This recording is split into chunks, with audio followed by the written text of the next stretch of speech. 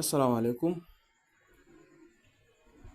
Kamar yadda na yi alkawari yau za mu fara video series guda uku ne akan TradingView. Kuma na yi ƙoƙari zan taƙaita su akan muhimman abubuwan da kai ake bukata. Ba zan cika ku da wasu bayanai marasa amfani ba da kuma wasu tools da ba ma za ku yi amfani da su yanzu ba. Kila sai nan gaba sosai in ka ƙara samun ƙwarewa. Kullum ina faɗa cewa basics kawai ya kamata ka koya. Idan ka koyi basics na crypto ya ishe ka samu rufin asiri. So ka da hankali a wannan basics din ba za ka wahala ba, insha Allah zan yi maka bayani dalla-dalla yadda za ku fahimta. Wannan shine na farko, akwai na biyu da na uku da za a yi a gaba, saboda in yayi tsayi sosai ba za a ji daɗin kowa yadda ya kamata ba, amma aka yi shi daban-daban kowane part za ka iya rike shi kuma an ka haɗa zai ma amfani insha Allah. To TradingView akwai application akwai kuma website. Za ka iya visiting nashi a kan browser ɗinka in kana da computer. So amma na ga akasari dai an fi amfani da waya wajen trading da sauransu. Sosai nake ganin kawai a maimakon mu yi wancan ɗin bari mu yi amfani da application ɗin. Shi kuma application akwai shi a Apple Store masu amfani da iPhone, akwai shi kuma a Play Store masu amfani da Android. So wannan kamar yadda kuke gani Play Store ne, za ka shiga, idan ka shiga sai ka rubuta TradingView, za ka ga Track All Markets. Wannan shine asalin application ɗin. Sai kawai ka yi downloading nashi. Ga nan install a nan sai ka yi installing nashi. So da ka gama downloading nashi sai ka buɗe shi kai tsaye kawai. So da ka buɗe sabon TradingView application nan zai nuna maka. Ina so mu fara ne daga farko so that kowa ya gani. To bayanan suna da yawa amma bari in takaita mana yadda ba zai ba mu wahala ba. Hankalinmu akan crypto trading zamu kawai, ba ruwanmu da sauran stocks. So abin da za mu fara yi a nan shi ne za mu zo na danna shi, sai ka danna kai, sai kai searching duk coin ɗin da kake tunanin ka gan shi kake so ka yi trading da shi. Dan samu lokaci in nuna mana farko a matsayinka na day trader abinda inda zaka fara zuwa kaga coin me kuma zaka gani kafin sai ka ɗauko su ka zo ka ce bari ka zo TradingView. Zan yi mana wannan nan gaba insha Allah. So yanzu a misali shine sai muka ce crypto. A nan za mu yi ƙoƙari mu yi adding zuwa watchlist ɗinmu coin da za mu duba mu yi analysis ɗinmu a kai kenan. To bari mu ɗauka a misali, bari mu yi scrolling ƙasa. To bari mu ɗauki wannan XRP ɗin mu yi misali da shi. So sai ka zo ka danna wannan plus sign ɗin gashi nan shine zai adding a watchlist, sai mu danna shi. So yana da kyau a ce ka yi ƙoƙari ka yi sign up da ma kowane ma account kake amfani da shi.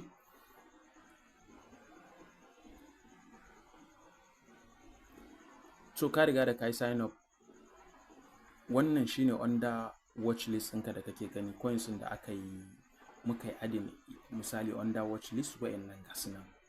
So sai ka ɗauki ɗaya a ciki ko ma wanne ne, misali a ce bari mu ɗauki wannan bank ɗin. A kansa za mu fara, sai ka zo ka danna wannan. Okay, wannan shine TradingView interface ɗin yadda kuke ganin shi haka. A nan za ka yi analysis ɗinka gaba ɗaya, zane-zanen da za ka yi da inda za ka fidda take profit ɗinka, maybe ma ka samu TP1, TP2 ɗinka, har ma inda za ka saka stop loss ɗinka, inda za ka gane pattern su head and shoulder, su triangle da sauransu dai haka. Akwai tools da za ka yi amfani da su ga suna a jere a nan. To a gaskiya in kana son ka ji daɗi sosai sai ka kwantar da wayan ta koma horizontal, shine zai baka clear view ɗin. But amma in this case domin mu gani yadda yake za mu yi shi haka a tsaye, so da kai idan ka tashi practicing yana da kyau ka kwantar da shi, za ka fi jin daɗi, amma babu abin da zai canza, komai yana nan. So zan yi mana bayani da suka fi dacewa, ba zan yi mana su yadda za su rikitar da mu ba. A matsayinka na day trader zan nuna ma iya tools ɗin da kawai za ka iya amfani da su for now as a beginner. Ba sai mun zurfafa sosai ba. Nan gaba tunda na ce videos ɗin guda uku ne, za mu matsa gaba insha Allah zuwa sauran ma. So wayannan tools ɗin da na nuna su ne za a yi bincike tare da su taimaka mana. So kaman kowane lokaci yadda nake faɗa, in za ka fara bincike da time frame mai tsayi a matsayinka na day trader yana da matukar muhimmanci, domin zai fi baka view mai kyau na kasuwa. So nan shine ake sa time frame, yana kan 4 hour already, ga kuma sunan coin ɗin da za mu yi a kai, ga kuma wasu settings a gefe zan yi mana bayanin su insha Allah su ma yadda suke gaba ɗaya. So da ka shigo, bayan ka zo nan sai ka yi ƙoƙari ka yi selecting time frame ɗinka. Idan ka danna kan shi zai nuna maka su ga sunan, ko ka ja sama ga shi nan 1 minute, 4 hour, 3 hour, 1 day da sauransu. So in this case mu za mu yi amfani da 4 hour ne, so za mu yi ticking 4 hour, shikenan sai mu koma baya. To ya zauna a 4 hour kuma ga nan coin ɗinmu nan. To wannan shine chart ɗin da kuke gani. To bari in mana wani hikima, maimakon fari da muke gani bari mu mai da shi dark mode, so that ko kuma bari mu je a haka ɗin, shi ma zai zama clear, za a iya fahimta insha Allah. To da farko wayannan tools ɗin da muke ganin su ga sunan wayannan duka,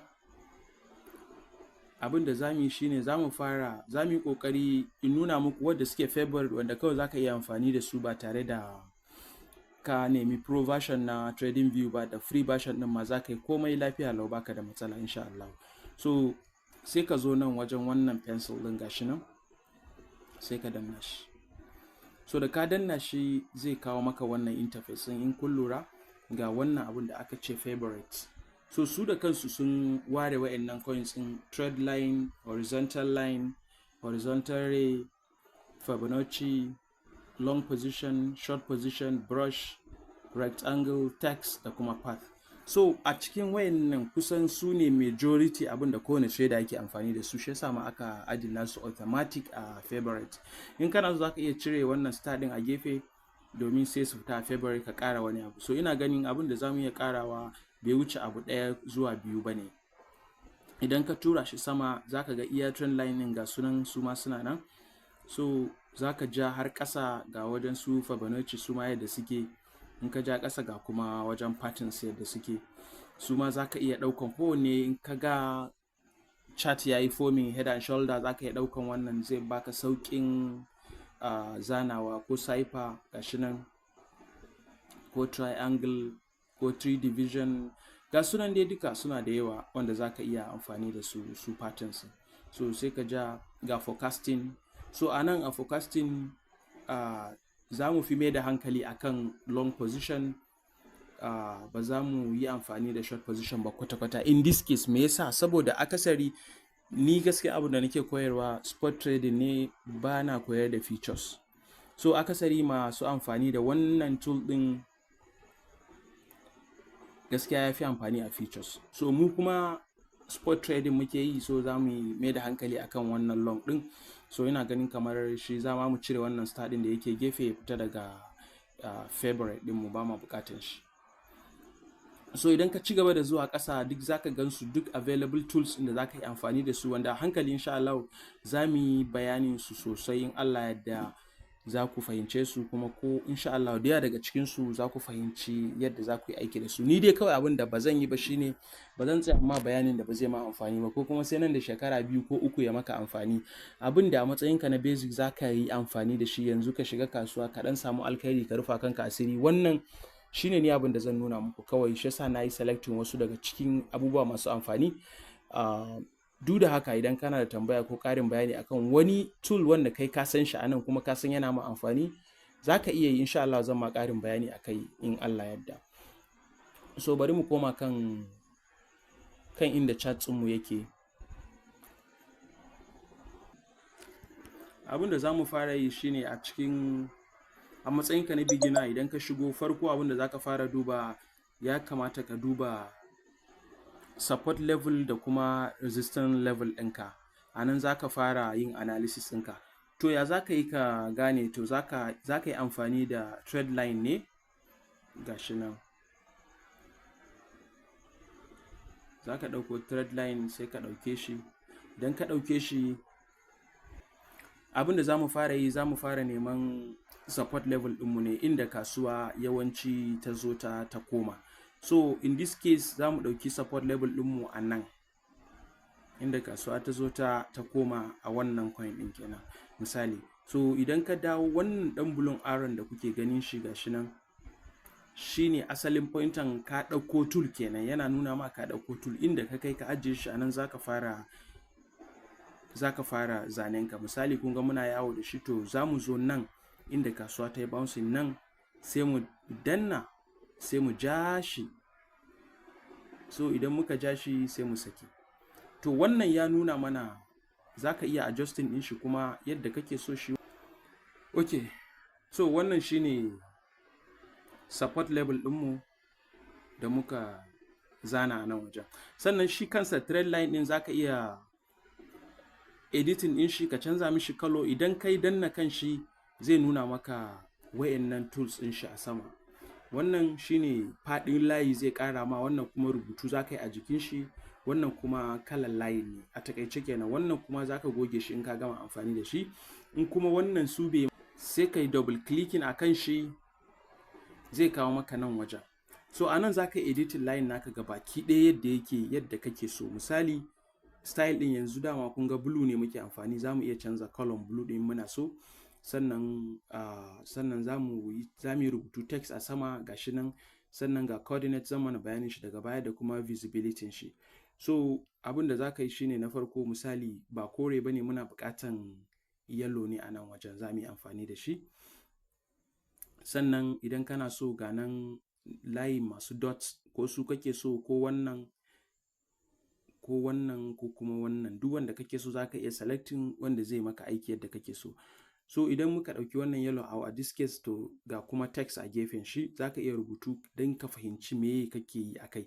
Nan kenan idan ka danna shi zai baka wannan option ɗin. A nan zaka iya rubutu, misali layin da muka zana ɗin mun ce support level ne. So bari mu rubuta shi, mu ce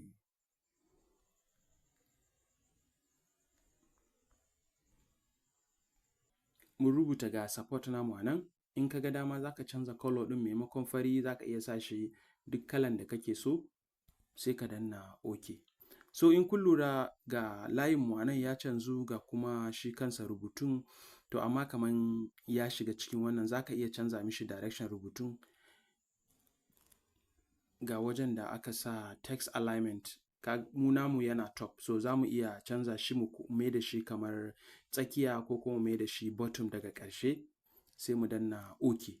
So in kun lura gashi nan ya kawo mana shi, ga support namu a nan ya ajiye mana shi a nan. To zaka yi rubuta domin yayi guiding naka a matsayin na beginner, a matsayinka na beginner. So abin da zamu yi a nan shine, na biyu zamu yi amfani da,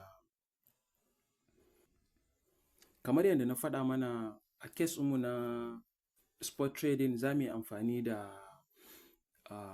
tool zamu ɗauka, ba zamu yi amfani da short ba, da long zamu ɗauka. So idan kana neman su ko baka fahimce su a nan ba, to zaka iya zuwa nan wajen wannan pencil ɗin da kuke ganin shi nan kenan, sai ka shiga zaka gan su gabaki ɗaya. To idan ka danna ka zo ka, zai specify maka wanne ne long ɗin, wanne ne a tsakanin su. Gashi nan, ga nan short position, ga kuma long position. So in this case mu zamu yi amfani da only long position, saboda spot trading muke yi. To sai kawai ka danna kan shi, to ya riga da ya hau. So kamar yadda na faɗa muku cewa idan dai ka ɗauki tool, zaka ga wannan ɗan blue ɗin shine zai nuna maka kana controlling inda zaka je ka sa tool ɗin. So ina zamu je mu saka tool ɗinmu? To zamu ɗauko shi mu kawo shi nan daidai kan nan, kawai sai mu danna. So da mun danna, kun ga abin da ya ajiye mana shi a nan kenan. Wannan layin jan nan shine stop loss ɗinmu. Zamu iya rage shi kaɗan zuwa ƙasa, misali ƙasa da, in kun lura za ku ga ƙasa da support ɗinmu kaɗan. A nan zamu seta stop loss ɗinmu, ma'ana a wannan farashin na nan kenan. A nan zamu saka stop loss ɗinmu. So sai kuma target ɗinmu. To a nan target ɗinmu shine zamu yi considering da previous high, ma'ana inda latest ya je ya tsaya. Zamu iya sa take profit ɗinmu TP1 ɗinmu na farko maybe a wajen, sai mu ƙara duba kuma daga bayan shi kuma ina ya ƙara tsayawa, sai mu saka take profit namu 2 a wannan wajen, har zuwa 3 if possible kenan. So abin da za mu yi shine bari mu ƙara zoom out kaɗan. So it's like take profit ɗinmu zai iya zuwa wajen nan. Me yasa dalili shine wannan zai zama shine, bari mu ɗauko wannan abin rectangle da shi za mu zana resistance level ɗinmu so da ya fito kenan. Idan ka ɗauke shi sai ka zo daidai nan sai ka danna sai ka ja shi. To sai ka sake shi. To wannan shine resistance level ɗinmu. So target ɗinmu should be here, misali wannan kenan. Domin a nan ne ya resisting ya kasa breaking ya yi ta juyawa baya. So abin da za mu yi shine za mu iya ƙara ɗauko trend line ɗinmu a nan, sai mu kawo nan, misali nan, sai mu sa shi a nan, mu danna sai mu kawo shi nan. To wannan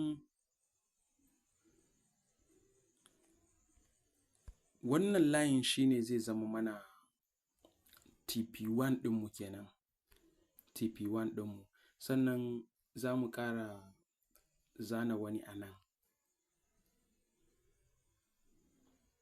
misali a nan.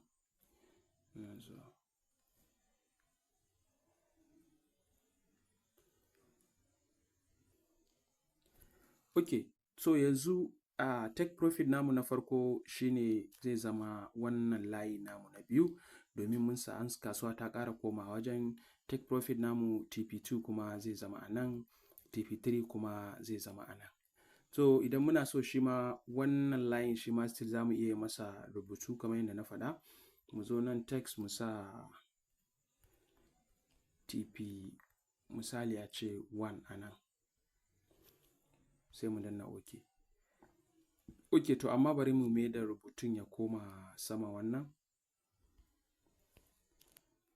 ya koma top, sannan mu ɗan yi bolding ɗin shi kaɗan, sai mu danna. To gashi nan kuna ganin yadda ya fito a nan, TP1 ɗinmu a wannan layin kenan. So haka zalika nan ma zai zama mana TP2, nan kuma TP3 kamar yadda shi ma kuke gani. In ka danna shi sai ka danna shi sau biyu, zai kawo maka option ɗin da za ka yi rubutu duk abin da kake so ka rubuta. For easier identification ne, saboda ka fahimci me kake yi, ba wai kawai za ka yi shi da ka bane kawai shi kenan sai ka bar shi kawai.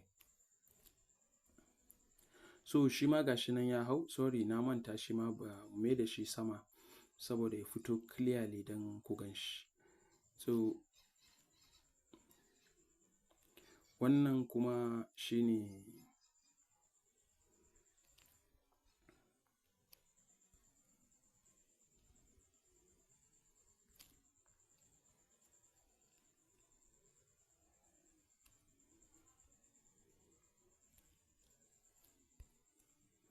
so yanzu wannan gashi ya fito, ga take profit ɗinmu a nan na farko, ga kuma na biyu, ga kuma na uku a nan wajen. Sannan stop loss ɗinmu kuma yana nan inda za mu saka. So a matsayinka na beginner ka duba shi ne, idan ka gama ɗaukan wannan sai ka samu waje ka yi drafting wannan daidai stop loss ɗinka, wannan figure ɗin. Misali in ka ɗauka sai ka zo take profit ɗinka sai ka ɗauki wannan figure ɗin na farko, sai ka ɗau second ɗin na biyu. Dole ne in za ka yi trading yana da kyau ka riƙa ɗaukan notes kana rubutu, saboda ka san me kake yi. Ba kawai an ce ma coin ga signal ya faɗi ka je kawai ka sa kuɗinka kana fatan wai ya tashi ba, bayan baka san me yake faruwa ba. To za ka iya ɗaukan wannan take profit ɗinka a nan shi ma. To a nan kaga kana da target guda uku, kuma in baka manta ba 4-hour time frame ne, so kana da lokaci sosai da zaka jira, saboda kowane candlestick a nan yana wakiltan awa ɗaya ne. So kaga maybe in ka fara shi daga safe ne zaka iya samun 6 to 7 hours, maybe ka yi reaching target 1 ɗinka TP1 ko TP2 har ma TP3 ɗin zaka iya reaching. To kaga a nan a matsayinka na beginner ka fahimci iya asarar da zaka yi maybe -2 ne kawai zaka yi a nan, kuma ka fahimci cewa idan ya je TP1 nawa zaka iya samu, saboda ka san nawa kake da shi coin ɗinka, sannan kuma ka san idan ya zo nan nawa ne ya ƙaru. idan ya zo TP1 ɗinka nawa ne ya ƙaru, har yanzu idan ya zo TP2 ɗinka ka san nawa ne ya ƙaru, haka zalika idan ya zo TP3 ka san nawa ne ya ƙaru. So kaga a nan baka shiga kasuwa haka kawai ba, saboda me? Saboda ka bi abin da ya kamata kuma ka san me kake yi. Wannan zai taimaka maka kwarai da gaske insha Allah. Ok, sannan bari za mu iya ƙarawa da wannan tool ɗin Anchored Volume Profile ɗin nan, saboda shi ma zai taimaka mana. Bari mu danna shi ku ga amfanin shi. Shi kuma da ka ɗauke shi sai ka koma baya.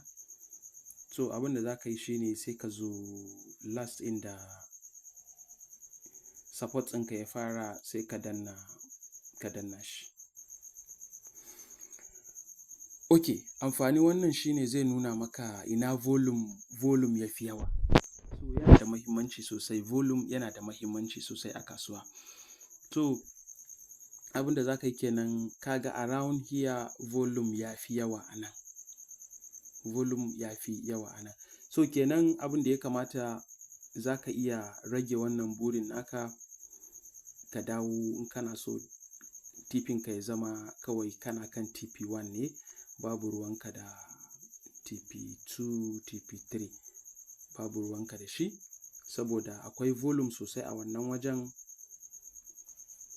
Akwai volume sosai a nan da kuke gani. So akwai possibility idan ya zo nan, kaga ya zo kan wannan support ɗin zai iya juyawa ƙasa kenan. So sai kai lissafi ka ga me ka samu wannan. Saboda me? Saboda wannan volume ɗin da ka gani akwai liquidity a wannan wurin kenan. So a takaice kada bidiyon ya yi tsayi, wannan shine ɗan bayani kaɗan da zan yi mana a matsayinka na beginner. Amma kafin wannan still zan yi mana ƙarin bayani akan yadda za ka yi amfani da indicators a nan gaba kaɗan insha Allah, da kuma abubuwa da dama da in Allah da, saboda trading view ɗin akwai abubuwa masu yawan gaske insha Allah, abubuwa da dama wadda sun ishe ka kuma za su taimake ka. Sannan har yanzu ku ɗau wannan ɗin ka je ka yi practice a matsayinka na beginner, ka yi downloading, ka shiga, ka duba wannan tools ɗin da na nuna maka, ka gwada zana chart ɗin, ka nema ina za ka sa TP-ka, ina za ka sa stop loss ɗin, ka yi amfani da wannan long ɗin, ka gama lafiya lau. In ka gama, ka yi mana screenshot ka sa a comment section, so da sai mu ga yadda karatun aka fahimce shi. Inda gyara insha Allah za mu gyara, in kuma da tambaya sai ka haɗa tare da tambayarka. In Allah da zan samu lokaci dukan amsa mana baki ɗaya. So za mu tsaya nan, sai ku saurare ni a bidiyo na biyu insha Allah, inda zan shiga deep sosai in nuna muku chart patterns yadda za ku zana su, abubuwa masu yawa. Allah yadda bidiyo na biyu zai fi wannan tsayi, haka zalika na uku zai fi su duka tsayi baki ɗaya. Insha Allah za a samu ilimi. Allah ya mana jagora. Assalamu alaikum.